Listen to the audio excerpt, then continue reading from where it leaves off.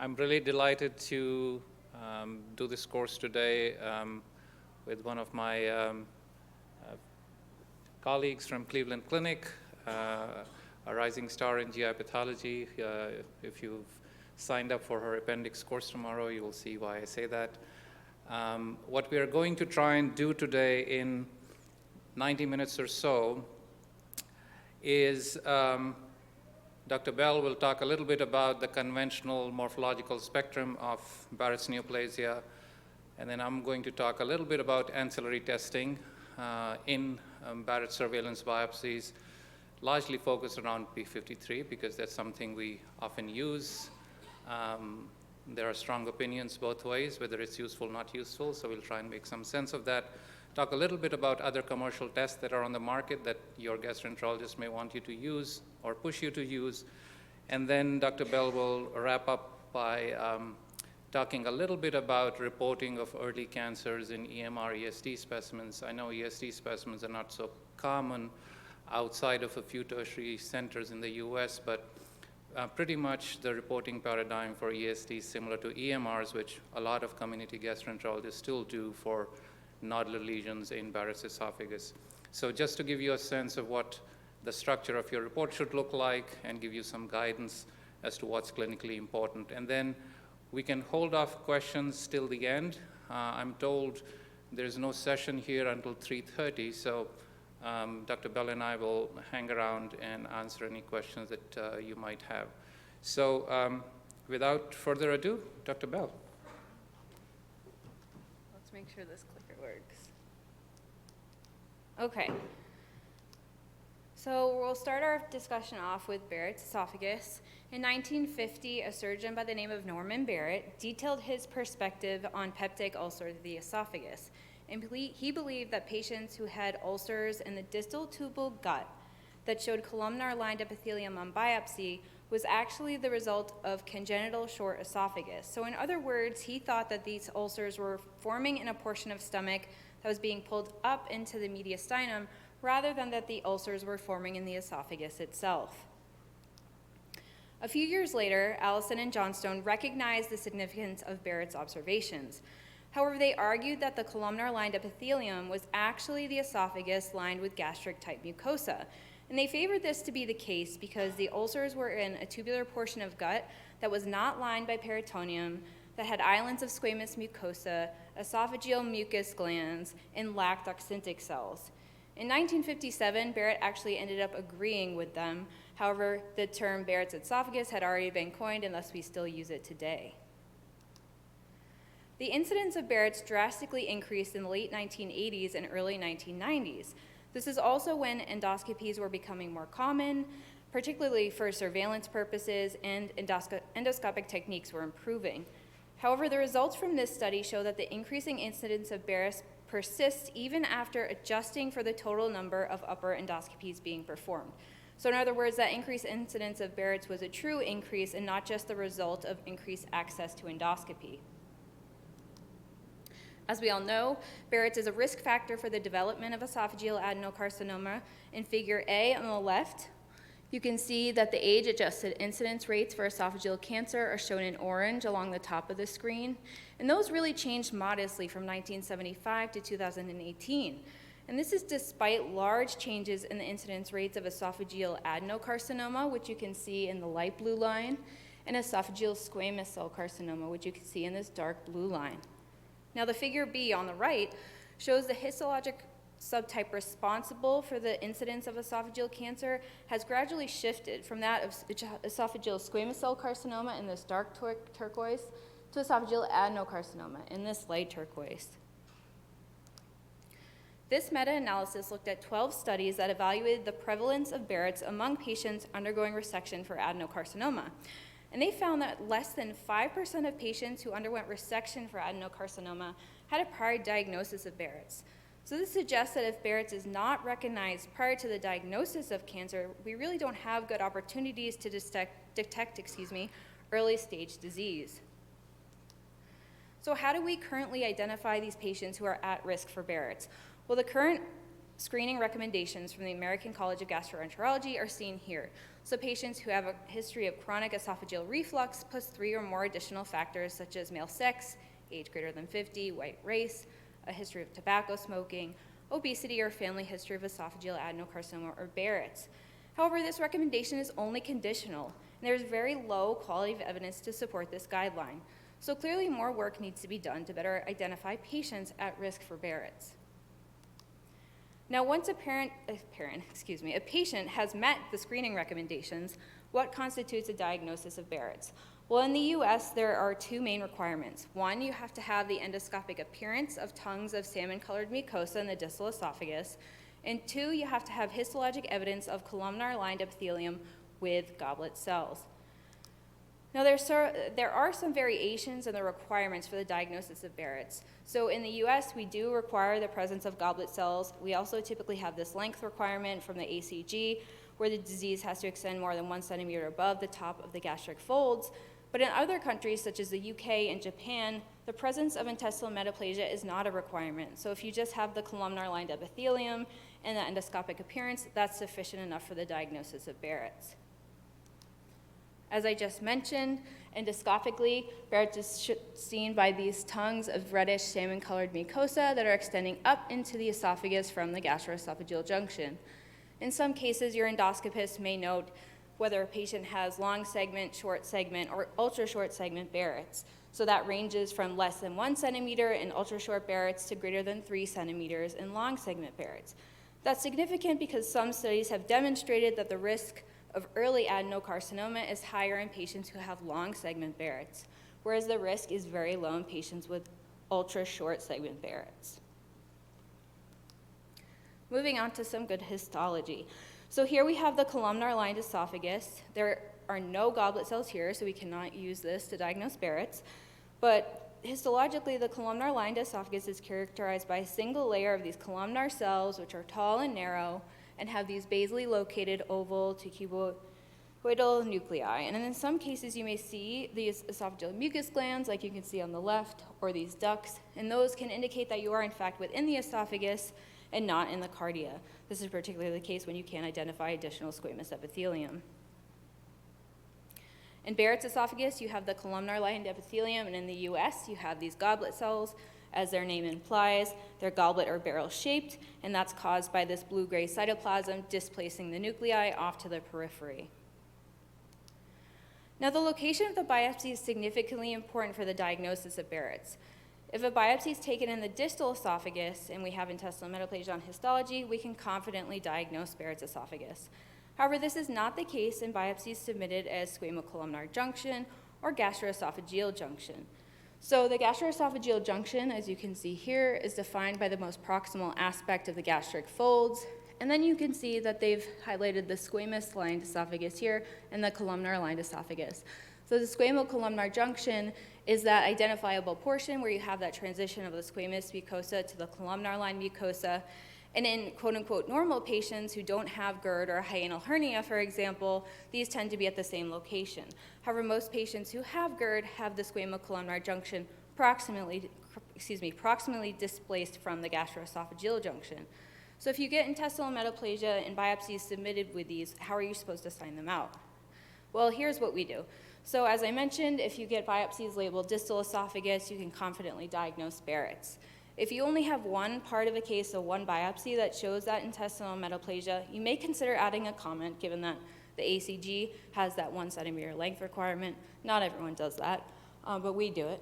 And then if you have something from the squamocolumnar junction or Z-line, you can consider a comment such as this, that it's consistent with Barrett's if they were taken proximal to that GE junction.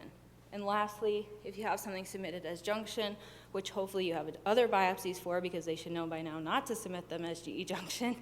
If you have intestinal metaplasia, we as pathologists can't say if that's in the distal esophagus or the cardia, and thus a comment is warranted.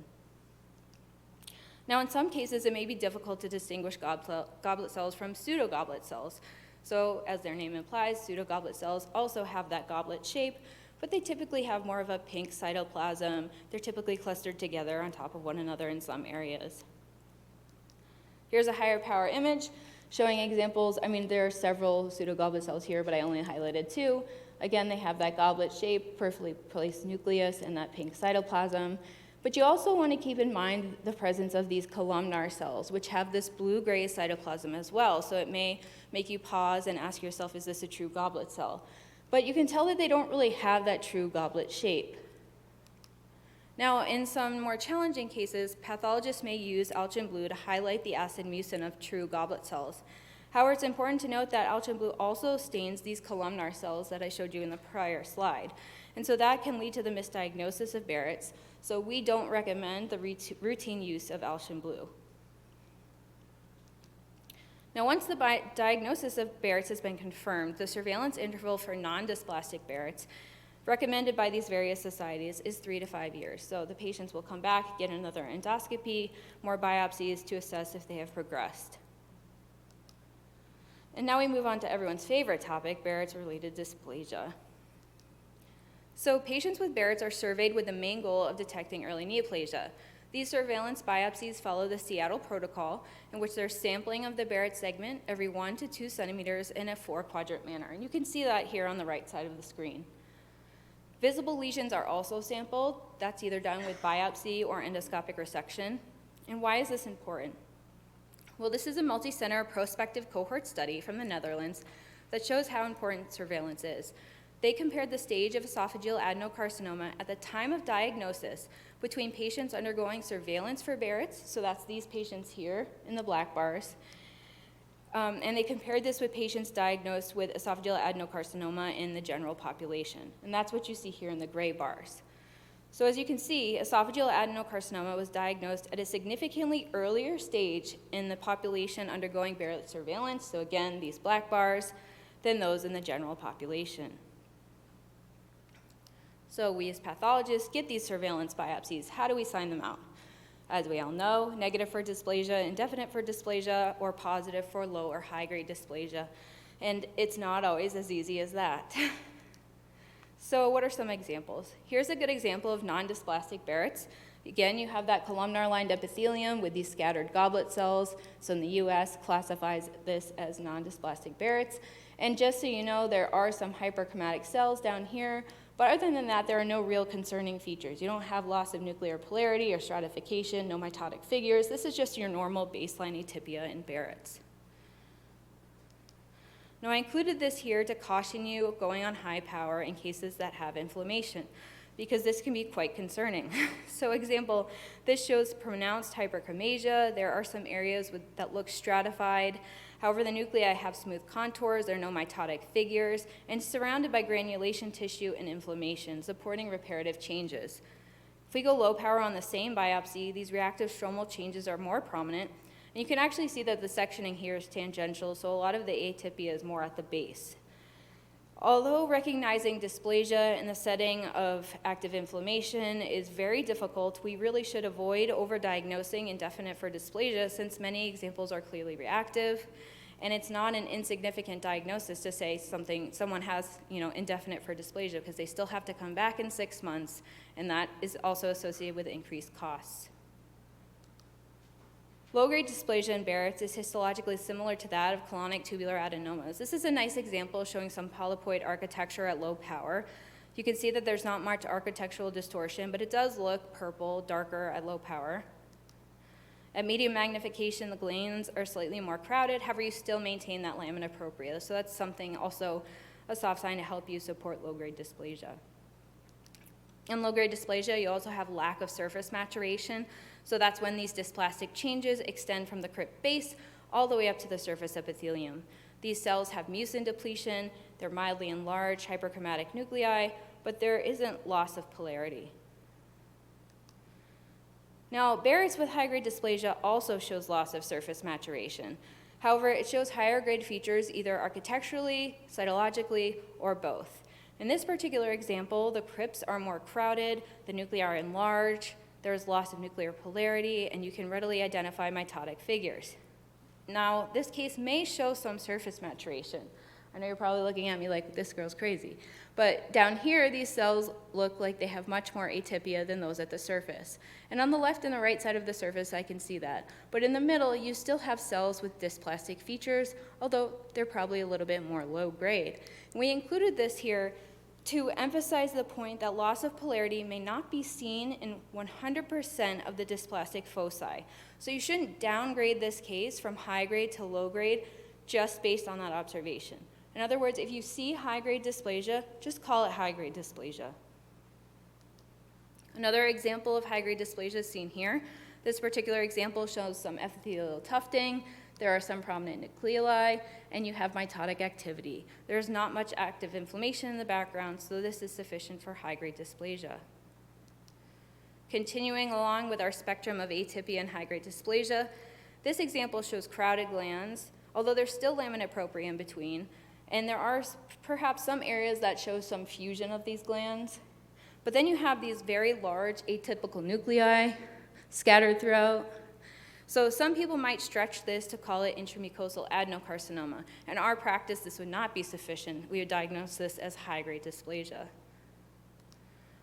Another thing you'd like to keep in mind when you're evaluating these biopsies is if you get something that has villiform architecture, particularly if an endoscopist sees a visible lesion. These are usually associated with villous high-grade dysplasia, which are also usually associated with an intramucosal adenocarcinoma. I know it's a bit harder to see at low power in this particular example, but there actually was an adenocarcinoma involved by this biopsy as well.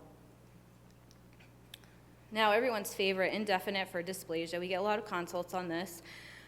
Indefinite should be used when there's epithelial atypia that's beyond that accepted for reactive or regenerative changes, but not enough to call dysplasia. As we all know, much easier said than done. This more commonly happens in the setting of inflammation. So if you take this biopsy here, there's extensive surface erosion. You have some irregular crypt branching. At medium magnification, you can see it looks even more hyperchromatic with some nuclei that look enlarged. And then at higher magnification, you really have loss of surface maturation in several areas. Sorry, it's a little hard for me to point. Here and here, but then some of the areas of the surface look okay, and then you have this extensive inflamed lamina propria here. So in the setting of these changes in the epithelium where it's going in and out of looking dysplastic and non-dysplastic, the increased mitotic activity, particularly within this gland, and the extensive inflammation, and diagnosis of indefinite for dysplasia seems fitting. You can also order ancillary studies in this setting, for example, P53, but we will discuss that in the next part of our talk. In contrast, this case is not inflamed, but we did receive this biopsy as a consult that was diagnosed at the outside hospital as indefinite for dysplasia. I can understand that. As low power, it does look like the glands have hyperchromatic nuclei, they're fairly crowded. However, the surface doesn't look that bad. And then going to higher magnification, you can see that it's still undergoing intestinal metaplasia here, and it still matures to the surface. There's no real loss of polarity, no mitotic figures, so it's okay to call this negative for dysplasia. As we've already discussed several times, there's high inter-observer variability. So take this case, which shows some high and low-grade features. There's some mild architectural atypia on the left side of the screen, not much though. And the nuclei, for the most part, are hyperchromatic and elongated like a low-grade dysplasia. But there are these scattered, larger nuclei that have loss of polarity and increased mitotic activity, which you can see on the right side. So using quantitative criteria, this is mostly low-grade. But if you go by the highest grade seen, this would qualify as high-grade dysplasia. There's also variability when distinguishing high-grade dysplasia from intramucosal adenocarcinoma. This biopsy shows crowded, irregular glands with some cribriforming towards the surface, very high-grade cytology. Would you diagnose this as high-grade dysplasia or intramucosal adenocarcinoma? Again, I think it's maybe a coin toss sometimes, but within our group, this would not be sufficient. We would diagnose this as high-grade dysplasia. Some more solid examples of intramucosal adenocarcinoma are shown in the next few slides. So in contrast to the prior case, This is an example of intramucosal adenocarcinoma that shows effacement of the lamina propria architecture. There's this expansile growth of fused back-to-back glands with cribriforming, and they have high-grade cytology. Intramucosal adenocarcinoma also often shows intraluminal necrosis or debris. So in this particular example, again, you have that architectural complexity where the glands are back-to-back, they're crowded, they're irregular and branching in some areas. The nuclei have loss of polarity, there's mitotic activity, and this necrosis. So this is a very good example of intramucosal adenocarcinoma. Now, in intramucosal adenocarcinoma, you can have these well-differentiated glands, and I wanted to show this case because they tend to have lateral growth along the mucosa. So in this case, there are some well-differentiated glands that are involving the muscularis mucosae. So thus far, we've been discussing conventional intestinal type or adenomatous dysplasia. Now we get to move on to the fun part, non-adenomatous forms of dysplasia, so that gastric or foveolar type. And then I'll briefly discuss serrated dysplasia, which is very rare, and the controversial basal crypt dysplasia. So foveolar dysplasia shows these beautiful cells with abundant foveolar type apical mucin. They have elongated hyperchromatic nuclei, and these cells typically express MUC5 and MUC6, which are present with gastric phenotypes, and they're typically negative for MUC2 and CD10, which are markers of intestinal differentiation. Foveolar type dysplasia is often associated with conventional dysplasia elsewhere. Now, cases of foveolar dysplasia are very difficult to grade. These cases are usually low grade, but they're usually high risk in behavior. This case, there's complex architecture, you have these rounded nuclei, so given the context of Barrett's in this setting, it should be classified as high-grade dysplasia.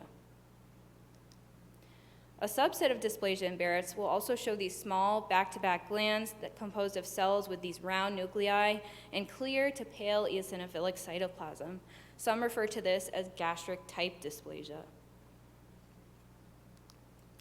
This is a challenging case. At first glance, you might think that this is conventional intestinal type dysplasia.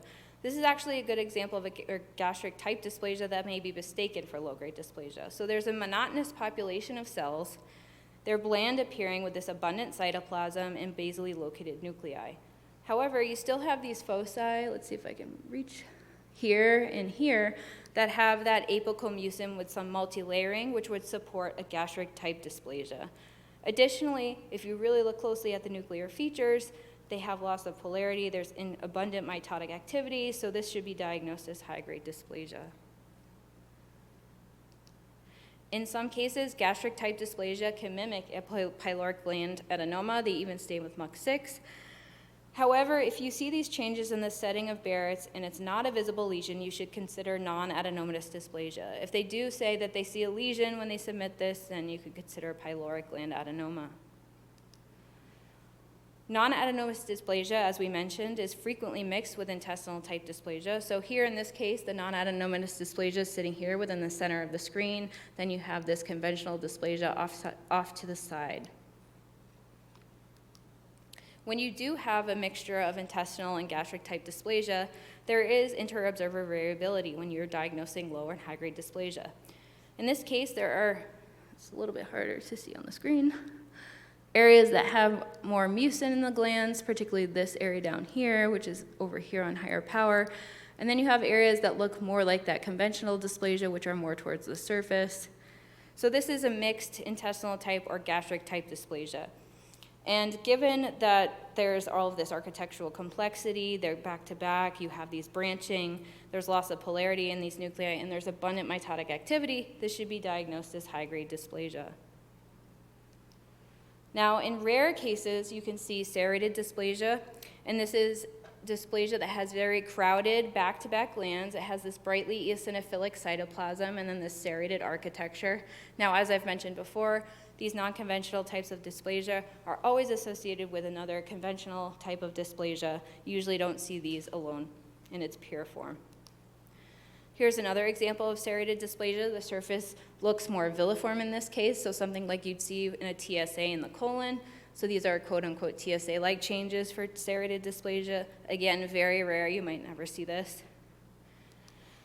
This is challenging. This is a unique case, and while it may resemble serrated dysplasia, it's actually more tubulopapular in appearance and is probably along the spectrum of gastric dysplasia and should be diagnosed as high-grade dysplasia. Now moving on to the controversial basal crypt dysplasia. So basal crypt dysplasia describes cytologic atypia within the crypts, as its name implies, and it maintains surface maturation. So here, the changes are subtle towards the crypts, but they're hyperchromatic, there's some loss of polarity in areas, there is stratification. The changes are slowly extending to the surface, but once you get to the surface, it looks fine. Here's a more dramatic example where you have crowded back-to-back glands with loss of polarity, extensive mitotic activity. So this is another example of crypt dysplasia because the surface is maintained. And it's important to recognize these cases as the presence of crypt dysplasia is associated with increased likelihood of finding conventional dysplasia in other biopsies. So what are the surveillance guidelines for Barrett's related dysplasia? So patients with indefinite fur dysplasia, as I briefly mentioned before, will follow up in 6 months. This is usually after patients have been doing PPIs religiously, so hopefully their symptoms have improved. And then if you diagnose low-grade dysplasia, patients will typically undergo ablation, most commonly radiofrequency ablation. And if you diagnose high-grade dysplasia, they could also undergo ablation or endoscopic resection if the lesion is visible. Okay, so we're going to try some polling here. We'll see if this works. So we have 3 questions related to Barrett's and Barrett's related dysplasia. So I'll show the first slide, and then hopefully I can get the polling to work.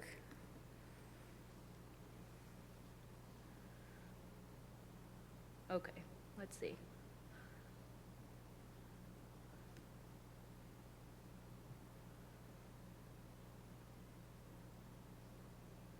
So if you can't read it, the options are negative, indefinite, low grade, and high grade. Hopefully on your phone you can see it better.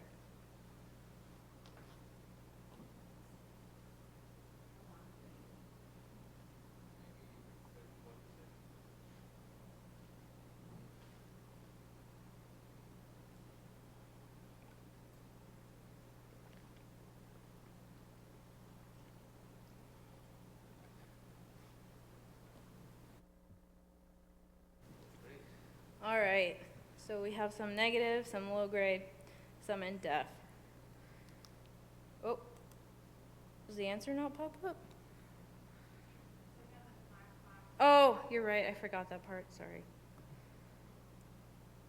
Okay, so the answer is actually negative for dysplasia. This case is challenging. There is some hyperchromasia, and then some of the surface does look a little bit darker, but the nuclei at the surface don't really look dysplastic. I think a lot of the appearance is being thrown off by this smooth muscle that's wrapping around, so it's probably near some healing ulceration. So this is actually negative for dysplasia. For the sake of time, we'll move on to the next question.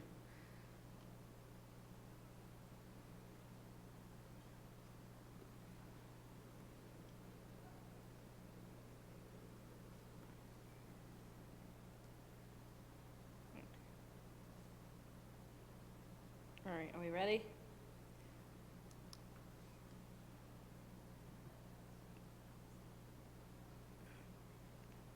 It's the same or answers, negative, indefinite, low grade, high grade.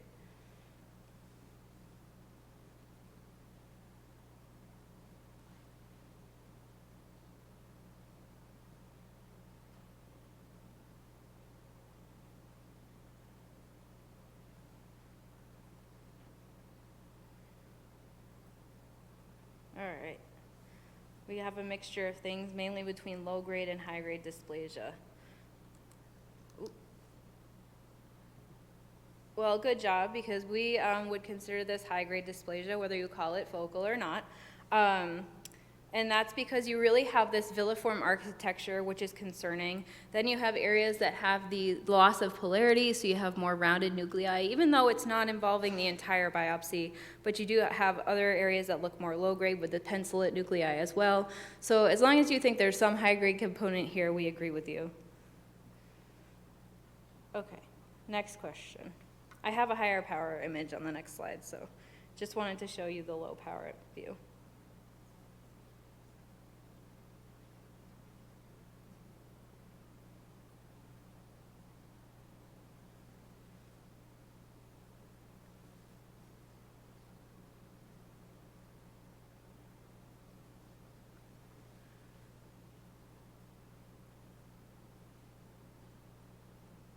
Okay.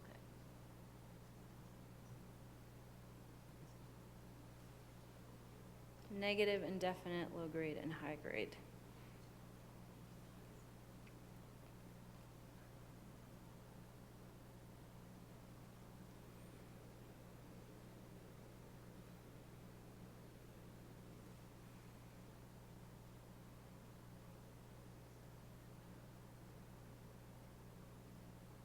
Okay. So we're showing the majority thinks low grade. We have some indefinite and some negative. All right, so indefinite for dysplasia. And this is partially a little bit trickier to interpret given the staining on the slide. But you can tell even at low power that you have these glands that are very hyperchromatic. The architecture isn't too concerning. But at higher power, you can see, particularly in this case, you have abundant mitotic activity, and you do have some enlarged nuclei. They look a little bit elongated, and there's no inflammation within this stroma, so you're wondering why there's this atypia, and then in some areas, there's also focal involvement of the surface, so indefinite for dysplasia is the answer. Okay, I'll move on to the next part, and we'll take questions at the end.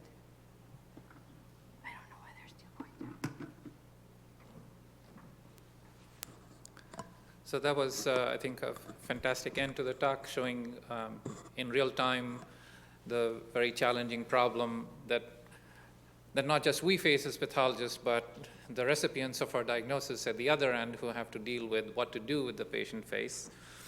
And I want to spend the next 30 minutes or so talking a little bit about what we can do to make things better and some things that are on the market to address this problem. Some of which I think may be useful in a very particular setting and some which may not be. So as you've probably gathered from Dr. Bell's talk so far, the whole idea of Barrett's and GERD and esophageal cancer is searching for a needle in a haystack problem in the sense that we have this huge population of people with GERD. A small proportion of them have Barrett's esophagus, which we don't know about, and they eventually present with cancer. So 95% of all esophageal adenocarcinoma patients will present with cancer. We don't know that they have Barrett's esophagus because the metaplasia actually makes them feel better. So if you're refluxing acid and bile into your esophagus and your esophagus transforms to a gastric type, an intestinal type epithelium, the symptoms go away. So the challenge is for designing ancillary methods that can make us better in serving this particular clinical problem is how can we make screening better? So we have a huge pool of patients with gastroesophageal reflux. Who among them have Barrett's esophagus? And as Dr. Bell said, the current guidelines essentially say you screen elderly white male who are obese for Barrett's esophagus, which the current statistic where 40% of the population qualifies is a huge population to actually push towards a endoscopy for diagnosing Barrett's. So we don't have too many things in the screening domain yet, but there's a lot of research on trying to find something that helps. I'll show you one test that's actually on the market right now. And then once you make a diagnosis of Barrett's, then trying to stratify risk along traditional methods that we just saw, or using something else to make things better. So for screening, there's a test called EsoGuard. The excitement initially was that this is something that can be offered in the primary care setting. So a patient visiting their primary care doctor, there's a device that they swallow, and then it's pulled out almost like a brush, and there's a methylation signature that actually predicts the presence of intestinal metaplasia. It's pretty robust when it's positive. The challenge, I'll show you in the next slide, that it's very specific for intestinal metaplasia, but the positive predictive values are around 35–40%. So not everybody with a positive test will end up having Barrett's esophagus. So here's a patient that we saw a couple of months ago who actually came into the clinic with a positive EsoGuard test. And on endoscopy, you can see, if you remember the nice diagrams Dr. Bell was showing, the gastroesophageal junction and the squamocolumnar junction are exactly at the same place. So there is no endoscopic evidence of columnar metaplasia of the distal esophagus. So what the test essentially was picking up was metaplasia of the gastricardia. So just think of a brush undergoing up and down in the esophagus or the tubular esophagus. And so you will pick up a lot of carditis with intestinal metaplasia using this methodology. So something that's available that is being done in a primary care setting, and you may see patients coming in with a positive EsoGuard test. So that's what it's supposed to do. Then if you move on to surveillance and ask what are ancillary methods that help us in management of patients with Barrett's esophagus and at risk for esophageal cancer or dysplasia, you have to ask yourself, what is the ancillary test trying to do? And it's important to understand this because sometimes we conflate these two issues. And when we discuss P53, it's important to remember that P53 does one thing very well and is not really a good test for the other. So if you think about risk stratification, we are trying to say who are the patients among this pool of Barrett's esophagus who will progress to esophageal cancer. And remember, we said even if you had the perfect surveillance protocol, the number of surveillance detected esophageal cancers you'll pick up is about 5%. So to have a good ancillary method for risk stratification, you need it to be highly sensitive, meaning it should not miss out on a significant number of high-risk patients. And the other scenario is it's something that helps us in that classification that Dr. Bell was showing you, negative, indefinite, low-grade, high-grade, something that tells us it's a crutch or an ancillary test that we can use to justify our diagnosis or to have more confidence in our diagnosis. So two things which are kind of related but independent of each other. So P53, obviously, it's something that we all use in other scenarios. It's something that's mutated in about 75% of esophageal cancers, so it makes sense to use it as an ancillary marker. It's widely available. We know what the mutant patterns look like, largely from studies done by our GYN colleagues in ovarian serous carcinoma and fallopian tube neoplasia. And it has a quote-unquote wild-type pattern of expression that's easy to recognize once you know what you're looking for. But despite that, if you look at the literature so far and you say, should we do it or should we not do it? The opinions are at the two extremes. You talk to the GI pathology experts, they'll say, I've never done P53 staining ever in my life. And there are those who say, I do it in every single biopsy, in every single surveillance from every single patient. And as usual, the truth or the nuance is somewhere in the middle. So let's take those two things we talked about, the risk stratification versus diagnostic validity. So when it comes to risk stratification, and you're doing it in every single biopsy, which many institutions have now moved towards, what you're trying to ask is, if you have a biopsy that's negative for dysplasia, is there any added benefit to doing a P53 immunostain? And what you're really asking clinically is that if I find a mutant signature here, is this patient going to benefit by bringing them back before 3 to 5 years, which would be the recommended surveillance interval for a negative for dysplasia diagnosis? And the answer at the current time is there is no data to suggest that if you have a morphological biopsy negative for dysplasia, doing a P53 stain should change the surveillance recommendation. If you stained every single biopsy and just asked the question, I have a mutant P53 signature, is this patient at high risk? Everybody agrees, yes. On average, if you see the numbers on the screen, the chances of progression are about 6 times higher compared to a wild-type pattern of staining. So that sounds scary, but if you put actual numbers to it, not just relative risk, but the absolute risk, the magnitude of risk being predictive is actually very, very small. So if you take all the Barrett's esophagus patients and look at risk of progression for non-dysplastic BE per year, it's very low. It's 0.2 to 0.5%, so 6 times higher is still a very low number. If you look at progression in low-grade dysplasia, it's still quite small. Even in high-grade dysplasia, which we end up treating, the risk actually is 7% per year. So we all talk about the Seattle Protocol, and if you'd read all the Seattle Protocol literature, the reason it became a high-risk protocol because they were offering surveillance as a management strategy to their high-risk patients after a diagnosis of high-grade dysplasia. And if you look at the data, roughly 50% of patients with high-grade dysplasia diagnosis did not progress to cancer even 10, 15 years after the initial diagnosis. So the point is not that if you have a high-grade dysplasia, those patients will progress to cancer within the next year or two. The point is they have a very high risk, and so it justifies treating them with ablation. So the time when esophagectomy was the only treatment we could offer, surveillance was a reasonable alternative to these patients because, as you can see at the bottom line on the screen, more than 90% of these patients are going to die of causes other than esophageal cancer. So these are, remember, elderly male with risk factors, so they're more likely to die of a heart attack or a stroke rather than esophageal cancer. Now, because of the management of high-grade dysplasia is something which has very little morbidity, you can easily ablate things and do endoscopic resections. That paradigm has kind of shifted. So we said that for risk stratification, doing P53 on negative for dysplasia biopsies doesn't really help. So let's ask the converse question. If you don't have a P53 signature, can you ask those patients then to come at 7 to 10 years and not 3 to 5? And the answer to that question is also no, because you can see the data from TCGA, which I already mentioned, that only about 70–75% of esophageal cancers have mutations in P53. So if you're only using P53 as your risk stratification tool, you'll miss out on those 30% progressors that go through the non-P53 pathway. So you cannot really, you'll bring those patients back anyway at 3 to 5 years. So it's not going to help you extend the surveillance interval if you have a wild-type pattern of staining.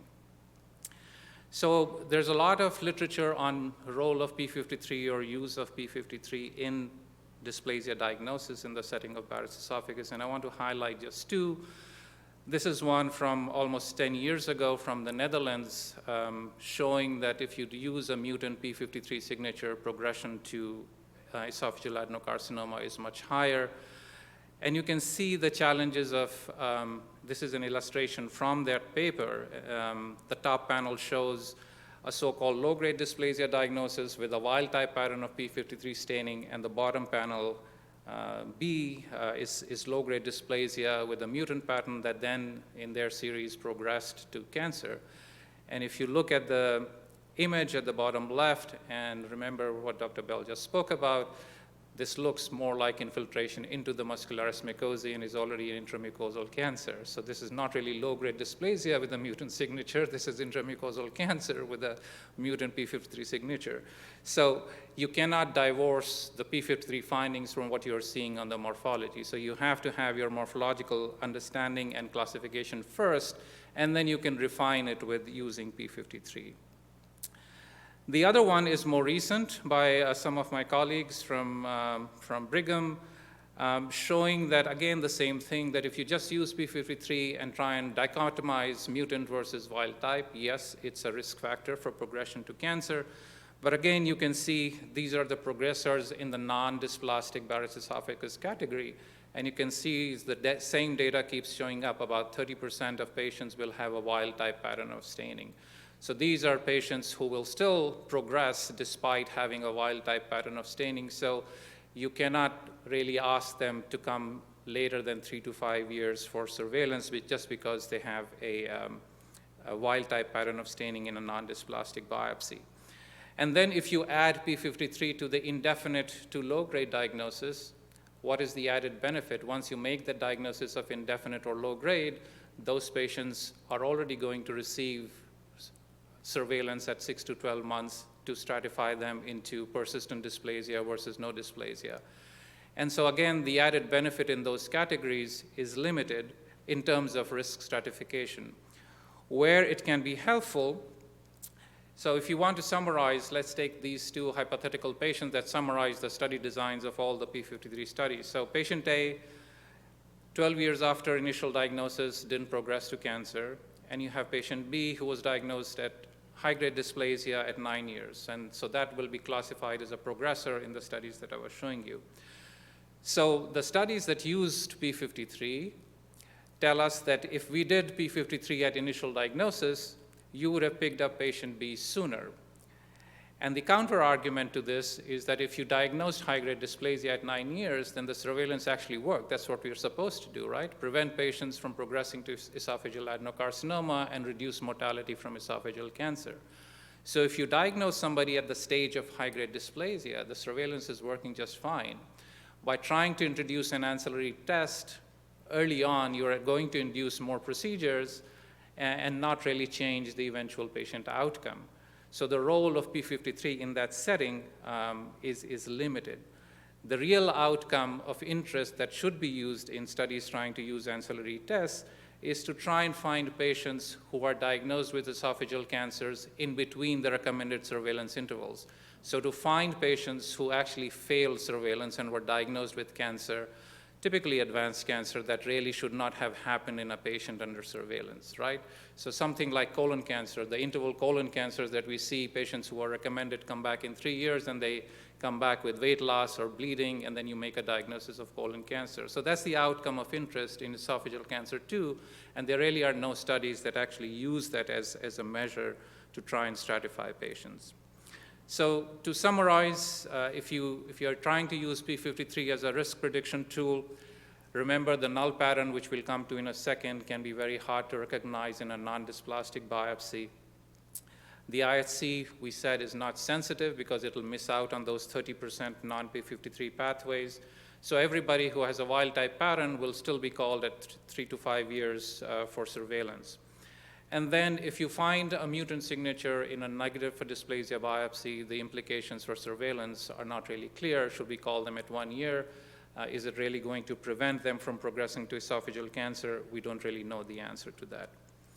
So that brings me to the next part, which is using P53 for diagnostic validity, meaning that you're trying to diagnose dysplasia, and your colleague says, well, I'm not sure that this is reactive change because there's a lot of inflammation. Can you use that in defined scenarios that we just discussed based on morphology to make the diagnosis a little more robust? So let's start with a surveillance biopsy in a 64-year-old man. And I think this is a question for you guys. So I'm going to show you a few slides. So here's a low power view. Here's a higher power. So retained crypt architecture, I'm not going to say too much. And then I think this is the last image, and then we should have the poll. So the same categories, negative, indefinite, low grade, high grade.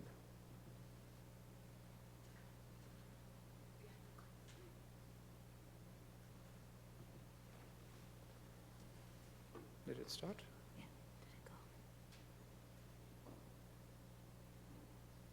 Yeah, thank you.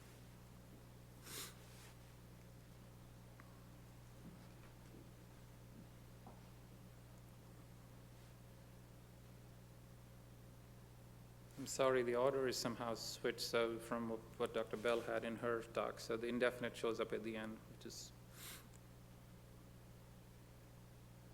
just keep that in mind when you're putting your.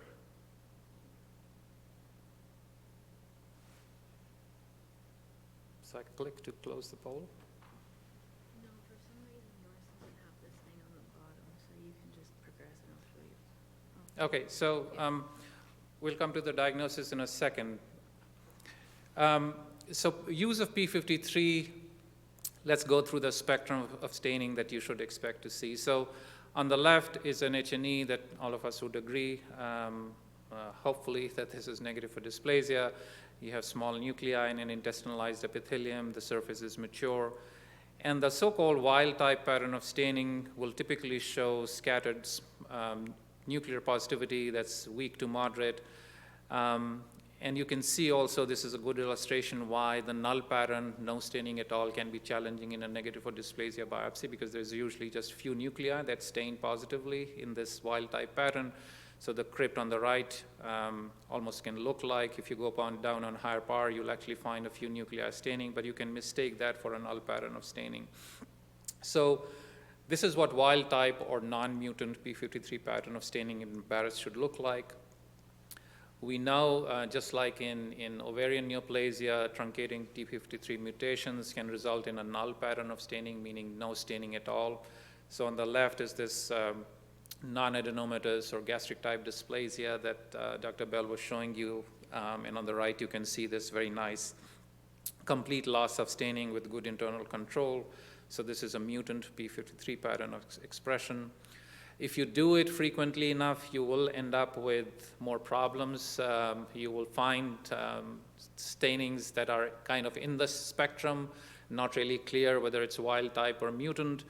But in general, if you don't have confluent, strong staining in a focus of interest on morphology, you should still consider that in the spectrum of non-mutant pattern of staining. So on the left, there are a few nuclei that are 4+, but they are not confluent, so it's still non-mutant. On the right, the same thing. You can pick out individual nuclei that are staining very strongly, but this is not a mutant pattern of staining. It doesn't really look clonal like neoplasia or dysplasia should. Another caveat is that we should not use p53 to grade dysplasia. If you're sure it's low grade or it's high grade, you should not really change that designation, because not all high-grade dysplasia will show you a mutant p53 staining pattern. Remember that 30% that I keep going back to. And on the left is a good example of a colon adenoma-like low-grade dysplasia that has a mutant pattern of expression. It's a very different question to say, is this low-grade dysplasia more likely to progress to esophageal cancer? And in that scenario, the p53 signature can be helpful, but it should not change your diagnosis of low-grade dysplasia. Here's another example of this so-called mucin-rich gastric type dysplasia, which has a p53 staining pattern that's not really mutant. It has a little more staining than you should see in a typical wild type pattern of staining. You can see scattered nuclei that have slightly stronger staining, but still not the classic mutant pattern of staining. If we sequenced, we would not be surprised if there's a p53 mutation at low allele frequency, but the morphological diagnosis doesn't really need a p53 immunostain here. So going back to our case, this is the p53 stain from that case that I just showed you. And you can see nicely on the right, you can see the abrupt change in gland density. You can see the crypts here are much more crowded than the background Barrett's esophagus on the right. And that corresponds very nicely with this very sharp shift in this p53 staining pattern. You can see some staining of a wild type that I just showed you, and then everything else shows complete loss of staining on the left. So this is a good example of a high-grade dysplasia that would cause a lot of inter-observer variation, as you just saw, all the way from negative for dysplasia to high-grade dysplasia, right? So truncating p53 mutations, there is nothing low-grade about them. You only see it in high-grade dysplasia because it's a high-risk feature. So here's a high par showing you the same thing. And again, to emphasize, if you're just imagining the H&E counterpart of this p53 image, your colleagues might say, well, these nuclei look pencillate and stratified, so I'm not going to go beyond low-grade. And somebody might say, well, it seems to have some degree of maturation, so I'm not going to go beyond indefinite. So the p53 stain here can actually help you achieve consensus in your group and say this is a truncating pattern of staining, truncating mutation pattern of staining, so we should call this high-grade dysplasia. So it's helpful in a defined context and not if you throw it on every single case. So to summarize, not very useful at the two ends of the spectrum. If you're sure this is negative for dysplasia and you're sure it's high-grade dysplasia, there's really no reason to do it. You'll create more issues for yourself and questions from your gastroenterology colleagues to answer for which you will not have good answers. So when is it useful? We saw one scenario. I'll show you a couple of others. Here's another case where, addressing some of the same issues that Dr. Bell was pointing out, you will almost certainly have different interpretations from different pathologists, especially if you're not seeing a high volume of these surveillance biopsies in your practice setting. So on low power, somebody might point out that the area on the top right here looks a little more crowded, a little more hyperchromatic, if you will. The crowded density here is different from the background Barrett's here. You can see this fragment. This is the higher power showing the crypts with the lamina propria that's not as inflamed. And then the area that looks more crowded and more dark on low power has a little more inflammation in the lamina propria. So you can imagine some of us will say this is all reactive, and some would say, well, this bothers me and this is indefinite for dysplasia. And if you agree that the lamina propria inflammation sways you away from true neoplasia and you add a wild type pattern of P53, again, it'll be helpful to achieve consensus that this is all reactive change and the patient should not really be called in 6 to 12 months. So it's really very useful in pushing more of these indefinite and low-grade cases into a negative for dysplasia category, where you really want to call it reactive change, but you are hesitant because somebody else will say it's indefinite or low-grade. Here's another example right at the squamocolumnar junction. Looks a little more, this lamina propria looks more granulation tissue-like, more inflamed. You can actually see the squamocolumnar transition here. Neutrophils in the epithelium, and again, a wild-type pattern of P53 stain here can be very helpful in achieving consensus that this is all reactive change. So I have, this is another question showing you different magnification images of a surveillance biopsy. You have squamous mucosa, you have a little more crowded appearance here. This is your background. High power, a little hyperchromasia at the base that seems to mature. So is it reactive? Is it the so-called crypt dysplasia? And again, a high power view of the fragment on the left. So I'll give you a second to take a look, and then we'll vote.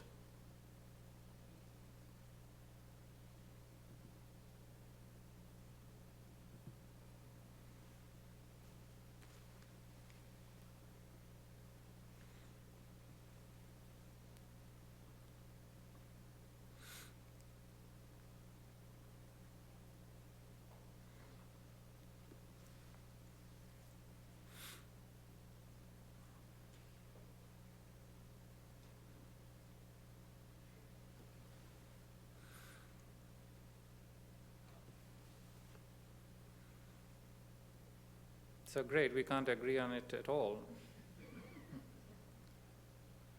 So all the way from negative to high grade, and actually negative and high grade in the same proportion. So that's interesting.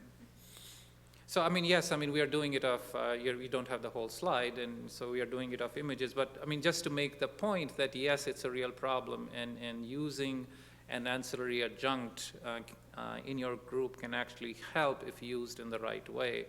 So here you can see the fragment I was highlighting. These are thick bundles of smooth muscle here. They have no business being right underneath the surface epithelium.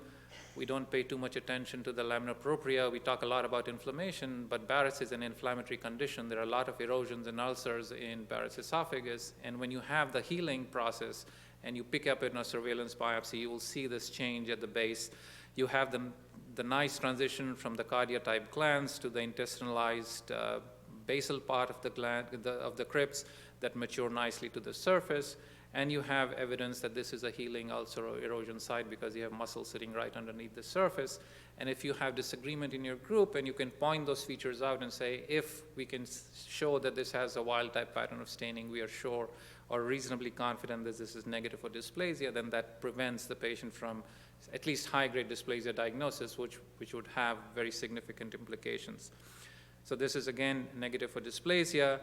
So P53, helpful for consensus, particularly at the lower end of the spectrum, and it achieves improved concordance for a negative for dysplasia diagnosis if you use it in the way that we just discussed. So let's discuss two more scenarios in which I think that this is very helpful.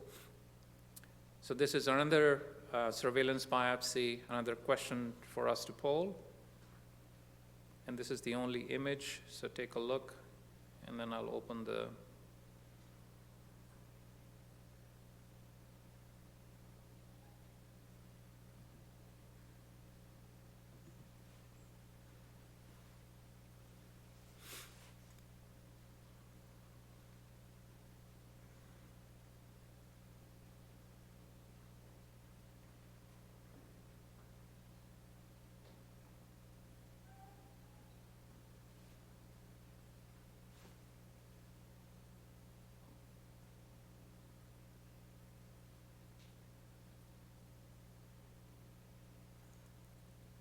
Yeah, so about 8 or 10% still in that negative for dysplasia because of the apparent kind of surface maturation. So here is the P53, right? So another area where we are often hesitant when something looks very dramatic, high-grade dysplasia on high power, but you see some surface maturation, we hesitate calling it dysplasia, especially when it's very focal. So here you have virtually a single crypt that looks very bad, and you may hesitate to calling this high-grade dysplasia, or at least have people in that same spectrum that we just saw in the poll, from indefinite to low-grade to high-grade, and a P53 stain here helps.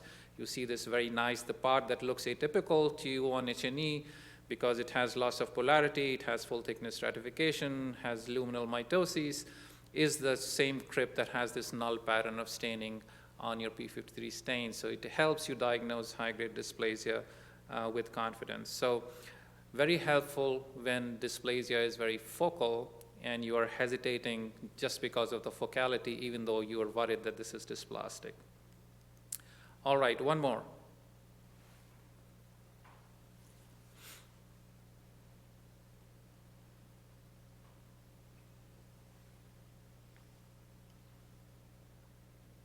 So think about dividing the slide into two, the basal half of the crypts and then the surface, right? So the scenario of basal crypt dysplasia or atypia that we were talking about.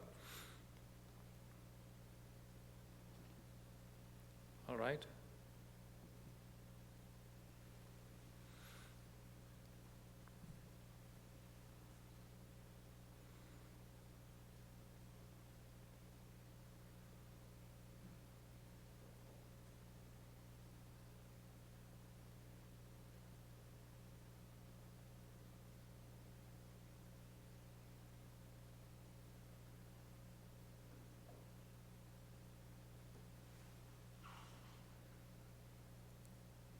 So this is actually good because nobody thinks this is negative for dysplasia. That's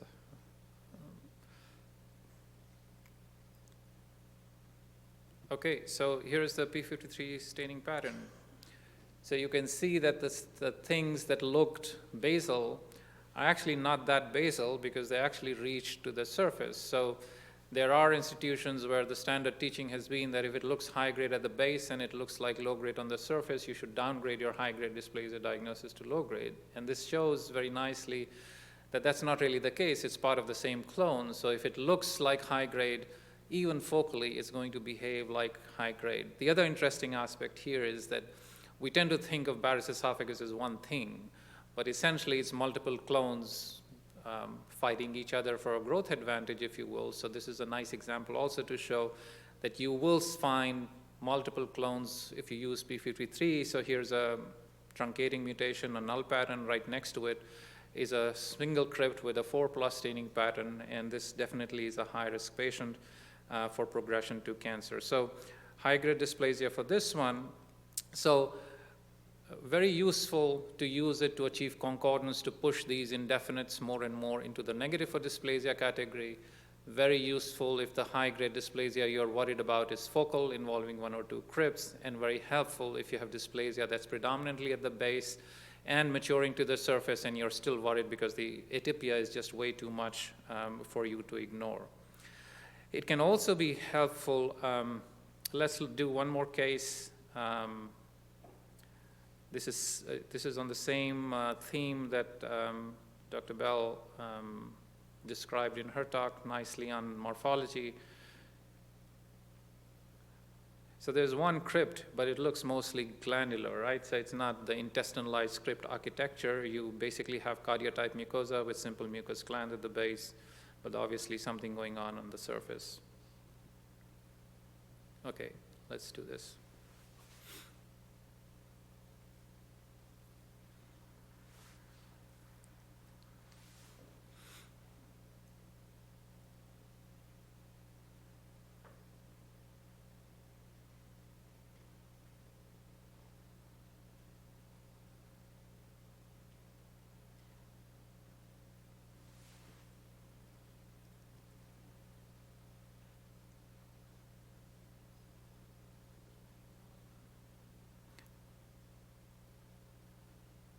Yeah, very good. So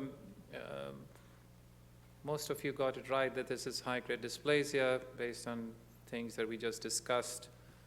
So here is the P53. So this again is the so-called gastric type, non-adenomatous, foveolar, whatever name you want to use for this mucin-rich dysplasia pattern. You can see the nice wild-type pattern of staining in the non-neoplastic, non-dysplastic glands at the base, and then the thing on the top has this truncating mutation pattern of no staining at all. And the reason I chose all these null patterns for most of these surveillance biopsies is because that's slightly more challenging to recognize in the setting of Barrett's esophagus. The 4+ pattern is something we all are familiar with. So this is also high-grade dysplasia based on the crowding and the rounded nuclei with loss of polarity. So the fourth scenario where P53 stain can actually be helpful, but also will be something that can land you in trouble, is the so-called gastric type dysplasia, because that's the pathway that's enriched in the non-P53 progression to esophageal cancer. So if it's mutant, it's helpful. If it's not mutant, you should still consider gastric type dysplasia if everything fits. So focal dysplasia, dysplasia confined to the crib bases, and then the gastric type or non-adenomatous dysplasia are 3 scenarios where P53 can actually be very helpful. So just to show you one more example of the so-called gastric type dysplasia, this is called non-adenomatous because the nuclei are basal in a monolayer, they are rounded, it's usually high grade. And again, you can see the P53 staining pattern on the top left, and it's staining gastric type, like a gastric type dysplasia with MUC5 and MUC6 like you would expect. And then finally, the last scenario where it can be helpful is in post-ablation biopsies, which if you see enough of in your practice, that may be something to consider.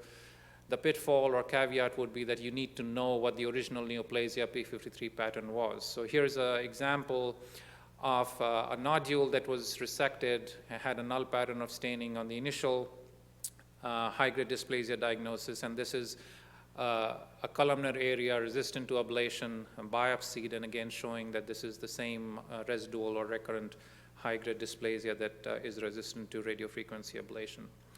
So just 2 more slides, or a few more slides to talk about two other ancillary tests that are on the market. One is Watts3D, which was included as a conditional recommendation in the 2019 ASGE guidelines based on low quality of evidence.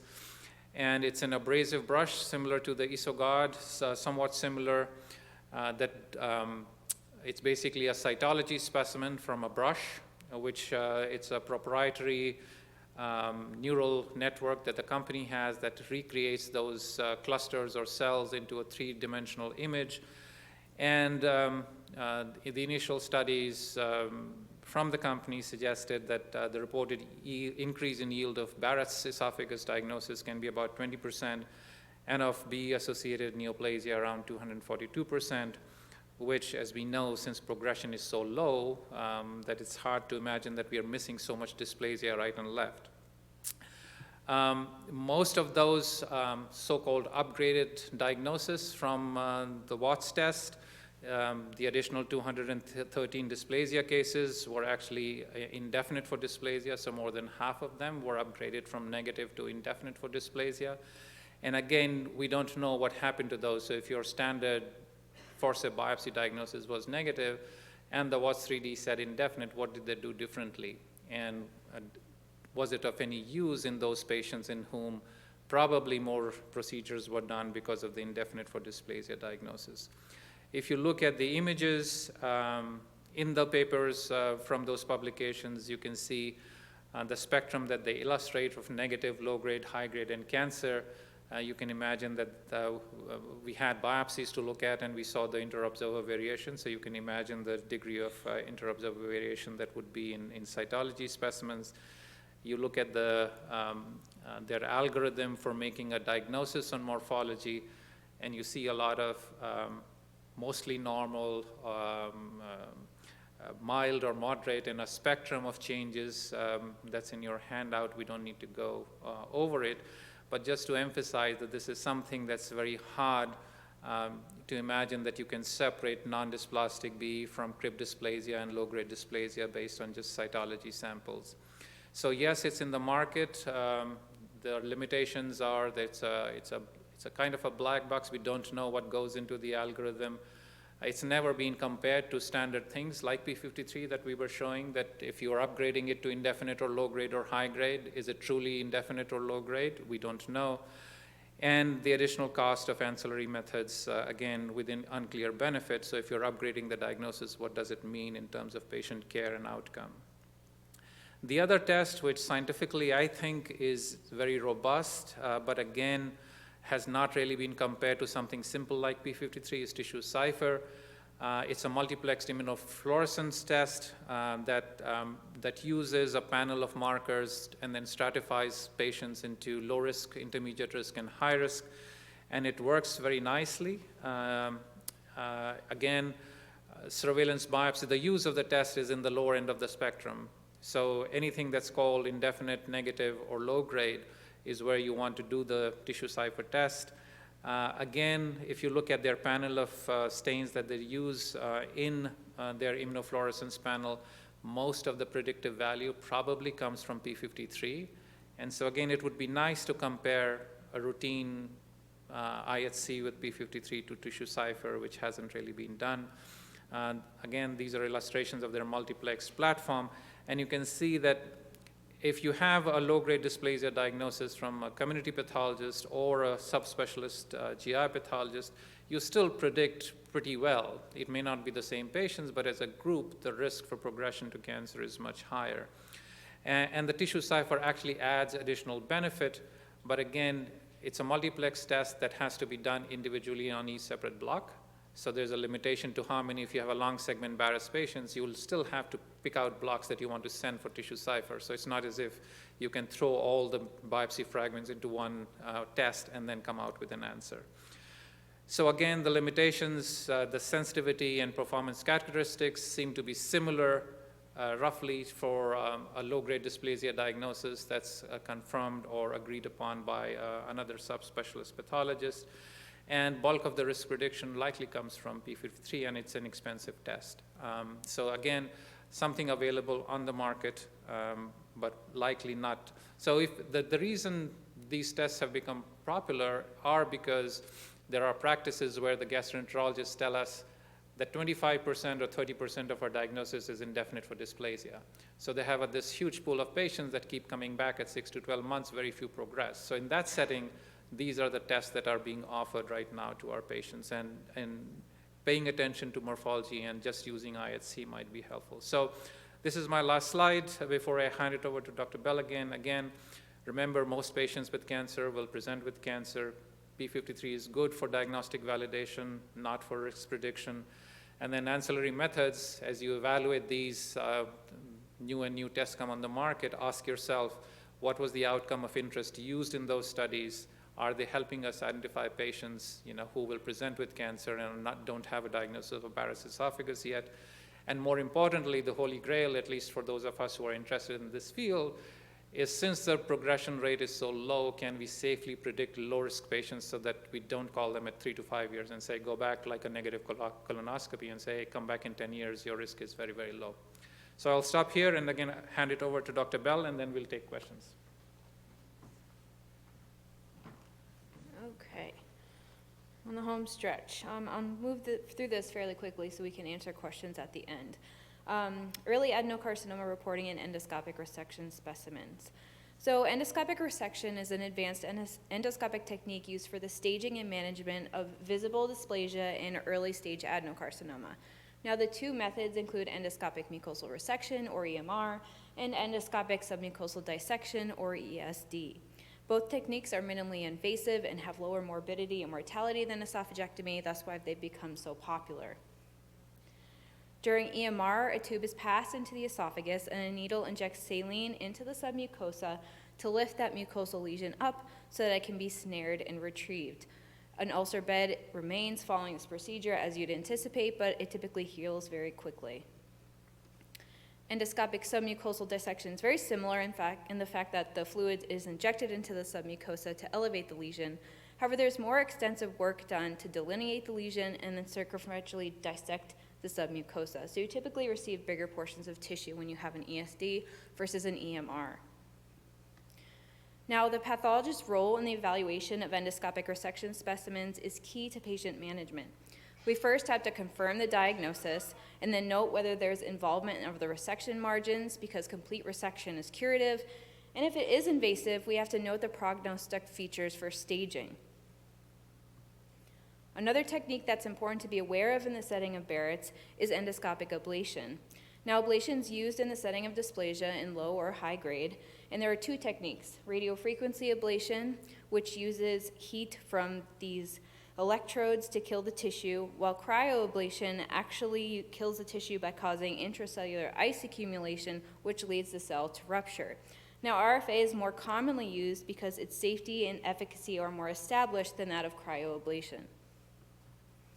In 2020, this paper was published in Modern Pathology, and it really gives you nice guidelines for the pathologic assessment of endoscopic resection specimens. This is largely what I'll be addressing in the remainder of our talk.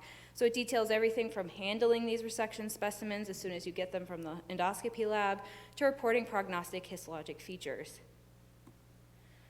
So once the endoscopist has removed the lesion, the specimen needs to first be pinned, and that can be done either to styrofoam, which you can see here in the top image. It can also be done on corkboard in the bottom image, or even on wax.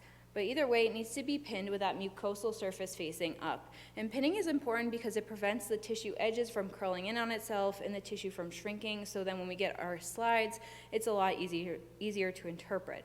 Even in the bottom image, the specimens are received fragmented, but it's pinned. I know at our institution, it's not common that we'll get these fragmented specimens pinned, but it is good practice if you have that capability.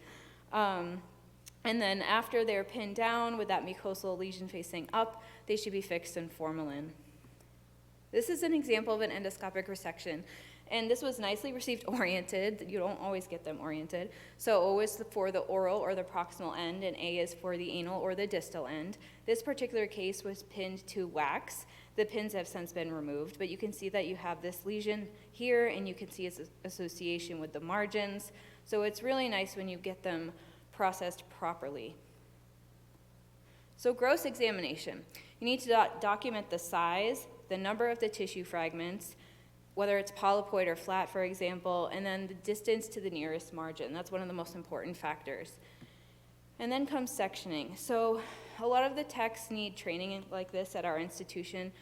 So first you ink the deep or the lateral margins, and then you section it. So the first section we usually take from the lesion closest to the margin, and then from there you serially section the specimen parallel to that first cut, and then you submit the sections in FOSS. And then our favorite part, microscopic examination. So the key prognostic features for esophageal adenocarcinoma that we need to evaluate are listed here, and that includes margin status, the depth of invasion, differentiation, or the presence or absence of LVI.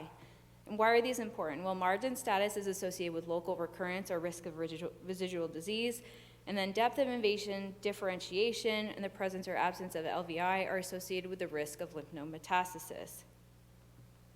So here are some examples of dysplasia or intramucosal adenocarcinoma that extend to cauterized lateral margins that we've seen at our institution. You really want to make it the goal to look at those margins that have the ink on them and that have also cautery artifact, because clearly they've been cut through. In some cases you may not see the ink, so it's a little bit more challenging. You may want to put that in a comment, but we do frequently still get positive margins at our institution. So here is an example of a tumor that's poorly differentiated. It's diffusely involving the mucosa. So particularly in cases that are poorly differentiated, you really want to note that because they have higher risk of progression. Also, if you are suspecting the presence of lymphovascular invasion, but you're not really that confident, D240 can nicely highlight lymphatic invasion, as you can see in this case. This one's more interesting. It has this micropapillary appearance, almost like tumor buds or clusters, but the D240 was performed and it confirms the presence of lymphatic invasion. So all of these prognostic features that I've mentioned, in addition to the type of lesion, which is by nature we already report dysplasia or invasive carcinoma, the histologic subtype, and the size should also be included in your pathology report. So I included this here to emphasize the need to report your histologic subtype. So this is a T1A mucinous adenocarcinoma.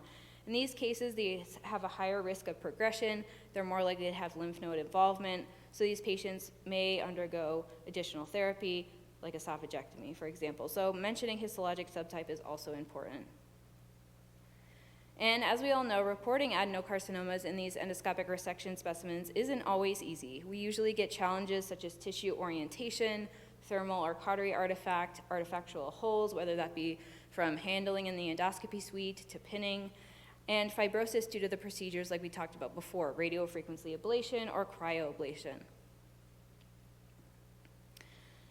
Although we can't really help in those situations, we do have the ability to provide an accurate assessment of what we are seeing in the slide. So in Barrett's, one of the biggest challenges in the evaluation of depth of invasion lies in identifying a duplicated muscularis mucosae. So a duplicated muscularis mucosae means that you have an inner and outer layer of the muscularis mucosae, likely the result of repeated mucosal injury in the setting of Barrett's. And so the outer layer is thickened and more organized. That's the original or true muscularis mucosae. And then the inner layer is less organized, sometimes a little bit more wispy, and that's the duplicated layer. In some cases, that native layer may be so thick that you may interpret it as muscularis propria, and obviously that would result in overstaging as a T2 or a T1A. So here's an example. I'm going to use the pointer on the slide because I feel like it's easier. The native or original muscularis mucosae is seen here, so it's thick, it's organized, and then you have a duplicated layer more superficially, it's wispy, it's a little bit harder to see, and then you have a loose connective tissue layer in between these two. And now that layer may also be mistaken for submucosa, so that's another diagnostic pitfall. So if you count that as invasion into submucosa and you don't recognize that it's a loose connective tissue between those duplicated layers, you can overstage something as T1B rather than T1A. So features of true submucosa include those thick-walled vessels, adipose tissue, and submucosal glands. So you want to keep that in mind. Here you can see tumors present within that loose connective tissue layer. So it's easy to understand why some may interpret this as submucosa and overstage it. But again, you want to look for that presence of the duplicated muscularis mucosae. You don't have thick-walled vessels and abundant fat, so you don't want to overstage this. A downfall of these endoscopic procedures is the artifact created from suctioning. This case is challenging. You can see that it's invasive, but is this the native muscularis mucosae? It's hard to tell. You don't really see a second duplicated layer up here, and also this looks like fat initially, but when you look at it, it's probably air from the procedure. So this is the type of case where you could call it a T1 and then put in a comment that's saying you can't provide the precise depth because you can't find a definitive muscularis mucosae. However, this is kind of a moot point in this case because if you look down here, it looks like you might have a lateral or positive deep margin, so that patient would end up getting an EUS anyway for additional therapy. Now, this case is interesting because at low power, it's very polypoid in nature. And if you look at it at high power, you have that villiform high-grade dysplasia that we were talking about earlier. And then you have this very superficial T1A adenocarcinoma beneath it, And this is interesting because clinically the endoscopist thought that the lesion was very deep. However, much of the polypoid appearance was from the presence of these submucosal ducts or glands. And so the adenocarcinoma was actually very superficial, it was T1A, and then this was just all polypoid ducts and glands. Very interesting. Another challenge comes in measuring the depth of submucosal invasion. So the depth is divided into thirds. You have the inner third of the submucosa, or SM1, the middle SM2, and the outer third SM3. Obviously, this depends on how much submucosa is present in your resection specimen. And it's difficult to accurately label these lesions as SM1, 2, or 3, given that you often don't have muscularis propria present, so you can't tell how deep the lesion is. In some institutions, they do require you to report the depth of invasion in microns, so that's what we do at the Cleveland Clinic. We report our depth of invasion in microns because it's been shown that tumors that invade less than 500 microns actually are low risk. And to measure that depth of invasion, you start at the deepest aspect of the muscularis mucosae, and if that's too difficult to identify, you have to make that imaginary line from the adjacent intact muscularis mucosae, which I will show you in a few slides. Here's an example of a superficial T1B adenocarcinoma. So at low power, you can see that lateral growth of glands, as I discussed earlier. They're involving the muscularis mucosae, and you see there's some type of outpouching here. When you go on high power, you can see that there are some muscle fibers around the glands, but the cancer breaches it just barely, so it's a very superficial T1B, given that if this patient has no other risk factors or comorbidities and the margin's negative, they likely will be surveyed. Now, this case is somewhat hard to evaluate the depth of invasion like I was talking about before. So it's hard to see where the muscularis mucosae is. So you kind of have to make this imaginary line. I did cut the image off to fit a little bit, but you would pretty much draw it like here because you see it's diving down into the submucosa. So you'd measure down from approximately here. And if you go on high power, you can see that this adenocarcinoma actually has a mucinous component as well.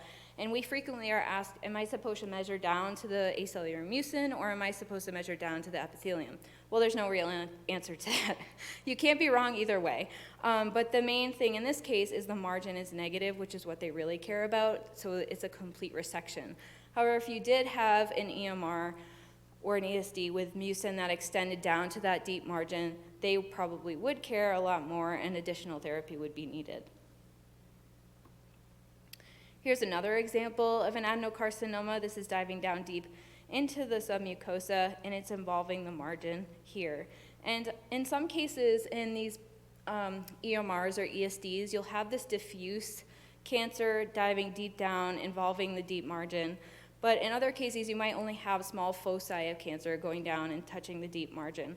And it's hard to convey that information on a pathology report. I mean, you could do it, but this is why we have multidisciplinary tumor boards, because in this case, yes, the margin is not only positive, it has a lot of cancer diving down to that deep margin, so this patient should receive additional therapy.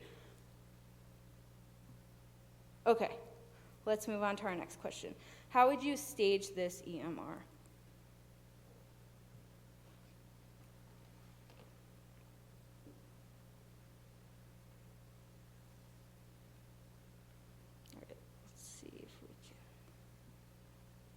Uh-oh. I don't think it worked. I don't think it's working. Can you see it? It shows the answer, right? It shows up on the screen. Oh, I don't know why. Well, anyway, if you decided to pick invasive adenocarcinoma that involves the muscularis mucosae, you would be correct. So if you go back and you look at this particular example, you have the true muscularis mucosae here, which is very thick. So it's a good example of showing why someone might think this is muscularis propria, right? It's very thick. But you can see that there's another layer that's more superficial and wispy-like, as we described before. And so that tumor is involving the loose connective tissue between these two layers of muscularis mucosae, so this would be a T1A. All right, let's see if this one works. I'm guessing it won't since the other one did not. I'll give you a second to look at this, and then we have another image that follows, a higher power.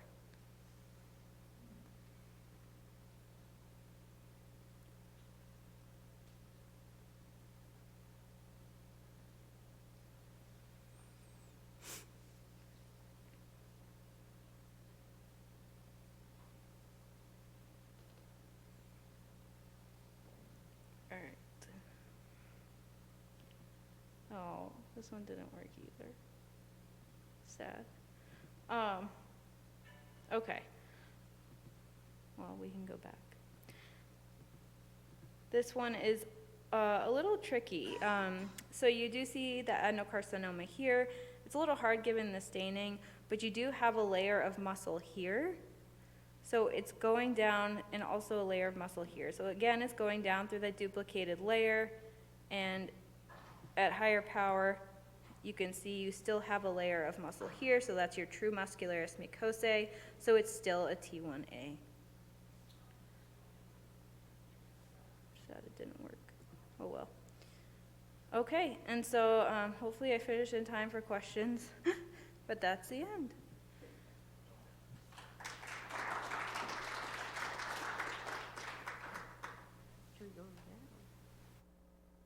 So there's nothing happening here till 3:30, we are told, so we have maybe 10 minutes or whatever for questions. We are here. If you want to just come up and ask questions, that's fine. If you want to come to the microphone, that's fine, whatever works.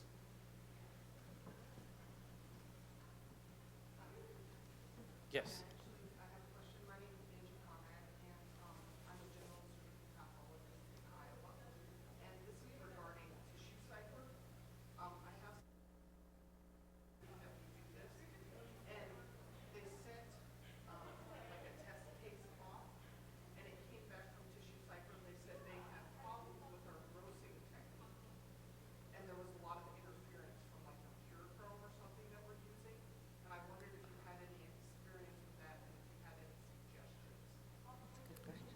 Yeah, that's a good question. I mean, and immunofluorescence, as you can imagine, is not something that works beautifully off paraffin-embedded tissue anyway.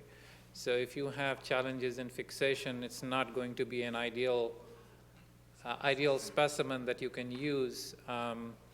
So if it's interfering with their assay, which has been standardized, validated, using formalin-fixed paraffin-embedded tissue, the only way to make it work would be for you to switch to whatever assay or fixation method and protocols that actually are compatible with TissueCypher, or stop sending it to TissueCypher. It's a $5,000 test. The company actually promises not to bill patients if the insurance doesn't cover for it, but it's still a very expensive test. It is useful in the scenario that I mentioned, that if you have, so we didn't have time to go into real nuance about progression in Barrett's esophagus. So most of the neoplasia that you diagnose in Barrett's is prevalent neoplasia. So it's diagnosed at first presentation or the second endoscopy. Once you're out of that window, progression is really very, very rare. So if you're making more low-grade than high-grade diagnosis, there's something wrong with the thresholds that you're using. So most of the diagnoses that you will make are going to be negative or high-grade because that's the neoplasia that happens in the first 2 years of diagnosis.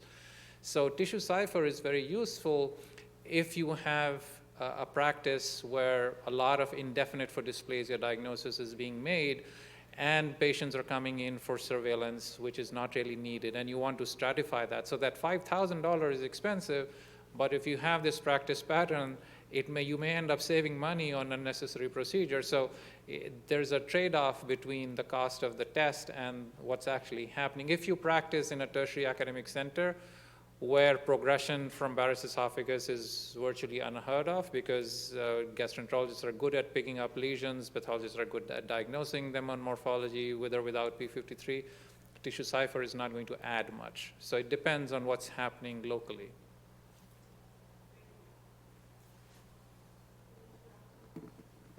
All right, so we have been instructed to wrap up. We'll stick around here for any questions. Come up if you want to. And thanks again for coming. Thank you. It was a great having you all here for the session. Thanks much.